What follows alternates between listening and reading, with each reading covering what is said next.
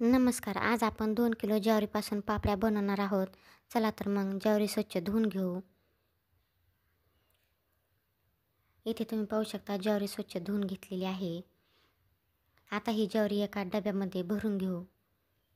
ज्वारी डब्यामध्ये टाकून भरपूर असं आपल्याला डब्यामध्ये पाणी टाकायचं आहे आणि झाकण लावून ही ज्वारी आपल्याला 2 दिवस भिजवून घ्यायची आहे. पाणी बदलत भिजायची आहे.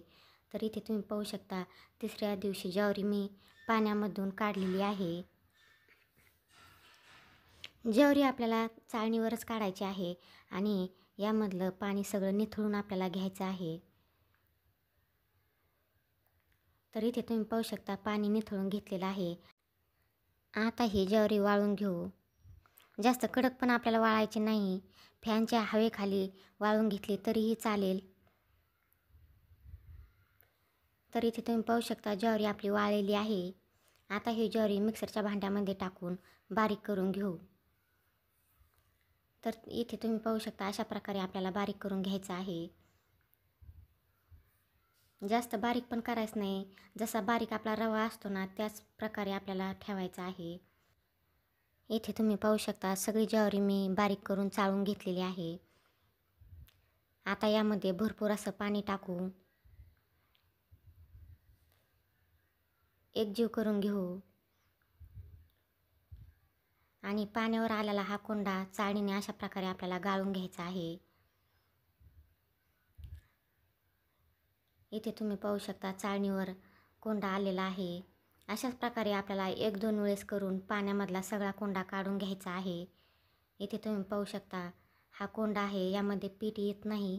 तर पाण्यावर कोंडा तरंगलेला सगळा आपल्याला काढून घ्यायचा आहे. कोंडा सगळा काढून घेतला की पापड्या आपल्या पांढऱ्या शुभ्र तयार होतात. इथे तुम्ही पाहू शकता सगळा कोंडा मी काढून घेतलेला आहे. आता हे पाणी डब्यामध्ये टाकू आणि पाण्याच्या खाली राहिलेल्या कण्या जे पीठ असतं ते सुद्धा आपल्याला डब्यामध्ये टाकायचं आहे. कोंडा काढून झाल्यानंतर तुम्ही पाहू शकता पांढऱ्या शुभ्र असं आपलं पीठ तयार झालेलं आहे.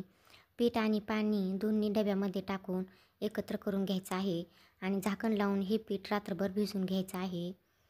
तर दुसऱ्या दिवशी सकाळी तुम्ही पाहू शकता पाणी वरती आलेलं आहे, ते आपल्याला पाणी काढून घ्यायचं आहे.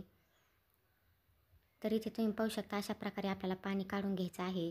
जेवढं पाणी काढता येईल तेवढं पाणी आपल्याला या पिठामधलं काढायचं आहे. तर खूप छान असं पांढरं शुभ्र आपलं पीठ तयार झालेलं आहे. पाहू शकता सगळं पाणी काढून झालेलं आहे. आता हे मिक्स करून घेऊ. पाहू शकता खूप छान असं आपलं पीठ भिजलेलं आहे. मिक्स करून घेऊ. 1 पातेले पीठ होतं तर त्यासाठी मी इथे 1.5 पातेले पाणी उकळण्यासाठी ठेवलेलं आहे. तर पाण्याला उकळी आलेली आहे. चवीनुसार मीठ टाकू. अर्धा कप एवढं मी 2 किलोसाठी मीठ टाकलेलं आहे. तर मीठ टाकल्यानंतर मिक्स करून घेऊ आणि दुसऱ्या हाताने आपल्याला पीठ टाकून अशा प्रकारे ढवळून घ्यायचं आहे. सारखं ढवळायचं आहे जेणेकरून पिठामध्ये गाठी तयार होणार नाहीत.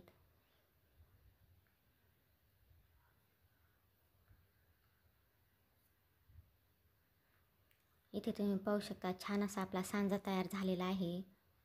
जास्त पातळ पण करायचं नाही आणि घट्ट पण नाही, अशा प्रकारे ठेवायचं आहे. कारण ह्या पापड्या मी थापून बनवणार आहे.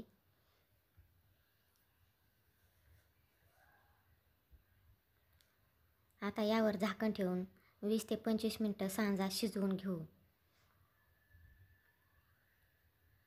तर इथे तुम्ही पाहू शकता सांजा खूप छान असा मस्त शिजलेला आहे. त्यावर असे बुडबुडे आलेले आहे. तुम्ही पाहू शकता अशा प्रकारे बुडबुडे आले की समजावा की आपला सांजा शिजलेला आहे. तर पुन्हा एकदा हे मिक्स करून घेऊ. आता यामध्ये तीळ टाकू. तीळ टाकून मिक्स करून घ्यायचे आहेत.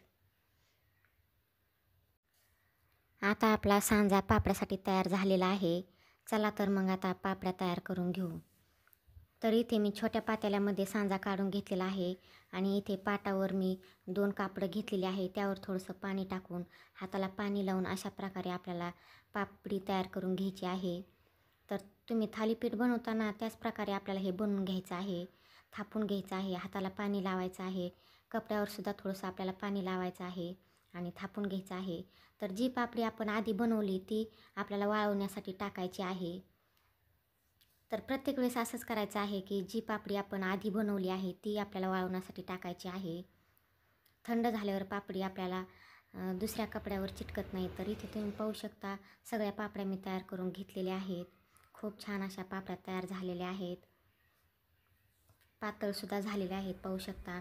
वाळल्यानंतर तुम्ही पाहू शकता पापड्या किती छान अशा पातळ झालेल्या आहेत. तर इथे मी पापड्या काढून घेतलेल्या आहेत. तुम्ही पाहू शकता मस्त अशा पातळ पापड्या तयार झालेल्या आहेत. तर ह्या पापड्या मी तुम्हाला भाजून दाखवणार आहे. तळूनसुद्धा ह्या पापड्या खूप फुगतात, पण हार आहे चुलीमध्ये तर म्हटलं भाजूनच घ्यावं. तर पाहू शकता खूप छान अशी पापडी आपली फुललेली आहे. व्हिडिओ आवडला तर लाईक करा, शेअर करा, सबस्क्राईब करा आणि कमेंटद्वारे कळवा की तुम्हाला पापडी कशी वाटली ते. चला तर मग पुन्हा भेटूया पुढील एका अशाच रेसिपीमध्ये.